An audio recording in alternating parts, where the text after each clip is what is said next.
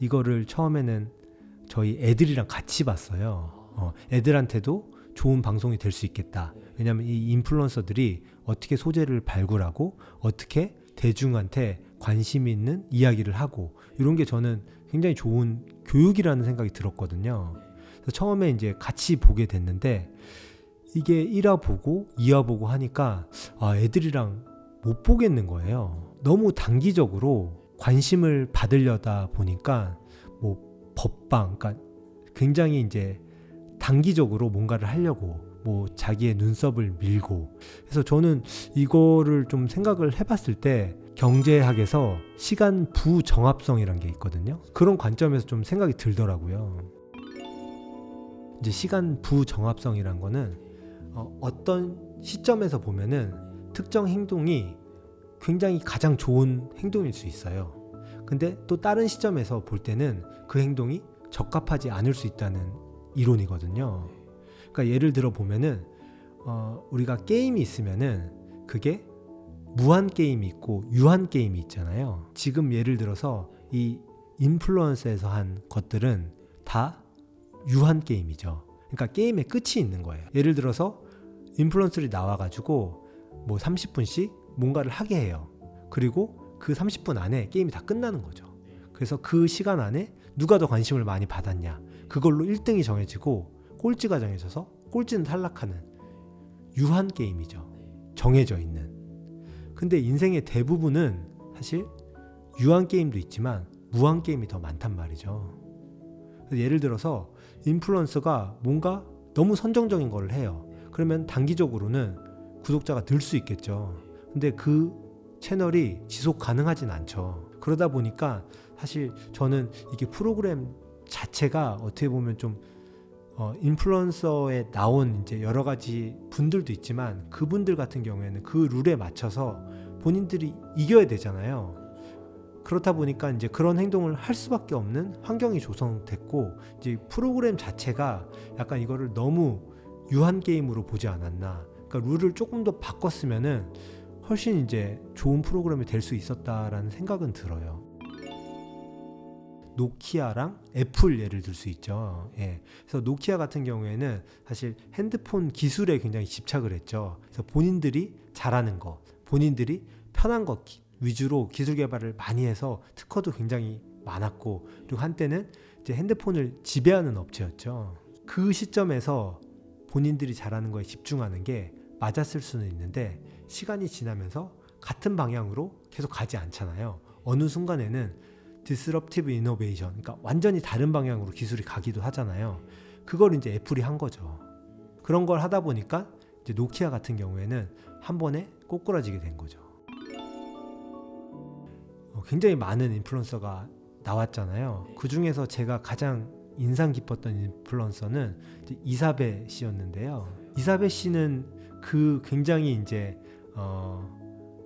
힘든 유한 게임 속에서도 본인의 이제 중심은 잘 잡았던 것 같아요. 그래서 본인이 이제 인플루언서로서 잘할 수 있는 거에 집중을 했고, 그리고 그런 컨텐츠도 사실 계속 만들어서 뭐 우승은 못했지만 저는 가장 빛난 참가자가 아니었나라는 생각이 들어요. 베네수엘라나 아르헨티나도 똑같이 적용해 볼 수 있다는 생각이 들거든요. 이게 결국 정치인들은 선거를 통해서 정권을 잡아야 되잖아요. 그러면 그것만 생각하는 거는 결국 유한 게임이죠. 결국에는 이게 지속 가능하려면은 무한 게임을 해야 되잖아요. 그렇게 하기 위해서는 본인들이 생각할 수 있는 시간 프레임을 넓혀야 돼요.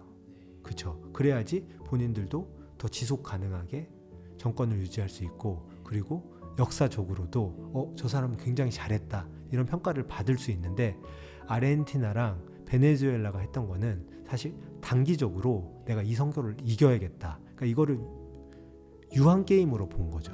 세계적으로 못 사는 나라가 부자가 된 나라는 손에 꼽을 정도예요. 예, 제가 보면은 싱가포르, 그리고 대한민국, 중국은 아직 조금 뭐 선진국이라 하긴 그러니까 그 정도 있을 것 같은데, 저는 이 나라들이 사실 진짜 기적 같은 발전을 했다고 생각이 들거든요. 이제 싱가포르 같은 경우에는 리칸유라는 굉장히 이제 강력한 리더가 나와가지고 싱가포르도 사실 민주주의보다는 본인들이 나아가야 될 방향에 대해서 고민을 하고 그거를 이제 단기적인 희생이 있더라도 밀어붙여가지고 나라를 발전시킨 케이스고요.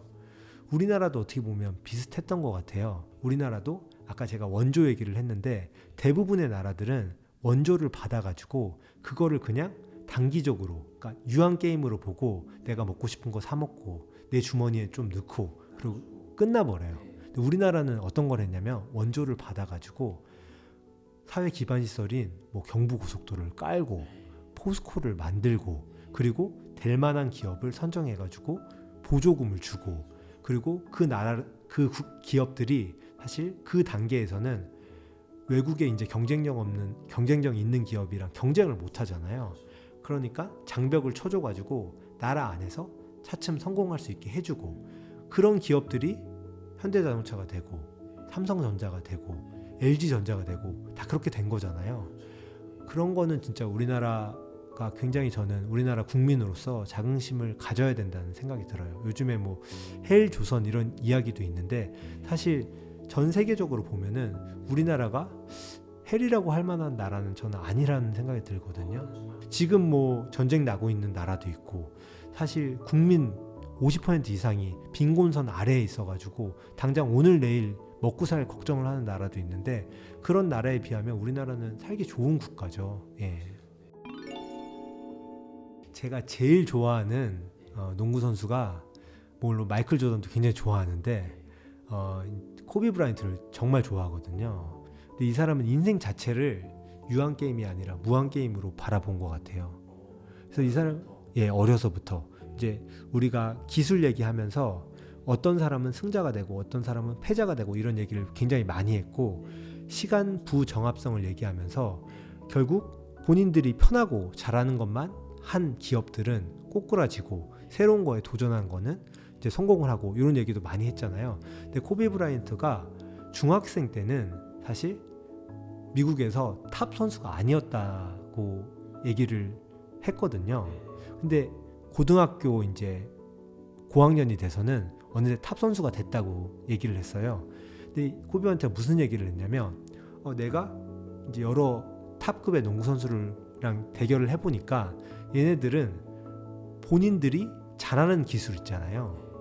그런 기술만 계속 썼다고 하더라고요. 뭐 예를 들어서 뭔가 점프슛이 좋은 사람은 점프슛만 하고 드리블이 좋은 애들은 드리블을 이용한 드라이빙만 하고 뭐 오른손 슛이 좋은 사람은 오른손 슛만 하고 이런 식으로 계속 본인이 잘하는 거에 집중을 했다고 하더라고요. 근데 코비 브라이언트는 중학생 때 어떤 생각을 했냐면 내가 예를 들어서 점프슛은 굉장히 좋은데 왼손 드리블이 약해. 그럼 시합에서 그런 기술만 썼다고 하더라고요. 그러니까 본인의 약점이 되는 기술만 계속 쓴 거죠.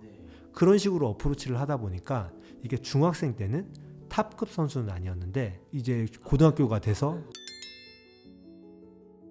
근데 이거는 제가 볼 때는 국가도 그렇고 개인에게도 그렇고 시사점이 굉장히 큰 것 같아요. 예. 우리가 단기적으로 어떤 행동을 해서 얻을 수 있는 것들은 사실 되게 쉬운 선택이잖아요. 그리고 내가 노력을 한다고 해도 사실 대부분의 사람들은 대부분의 국가들은 내가 잘하는 게 편하잖아요. 그러니까 편한 길로 가잖아요. 근데 진짜 성장을 하기 위해서는 제가 볼 때는 내가 약한 것, 내가 불편한 걸 해야지 성장을 하는 것 같거든요. 그런 점에서 볼 때 우리가 유한 게임, 무한 게임, 그리고 시간 부정합성이라는 개념은 경제학이기도 하면서 철학적인 개념이기도 한 것 같아요.